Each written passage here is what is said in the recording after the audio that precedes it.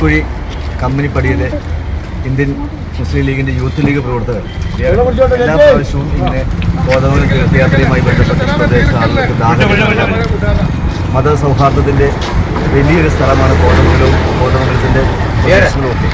ഈ പ്രദേശത്തുള്ള ജാതി മത ഭേദമന്യേ എല്ലാവരും ഒരുപോലെ ആഘോഷിക്കുന്ന ഒന്നാണ് ഈ കോതമംഗലം ചെറിയ പള്ളി പെരുന്നാൾ.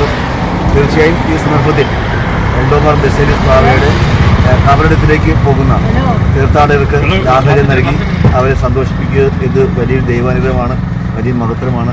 യൂത്ത് ലീഗിൻ്റെ എല്ലാ പ്രവർത്തകരെയും ഞാൻ അഭിനന്ദിക്കുന്നു, ആശംസിക്കുന്നു.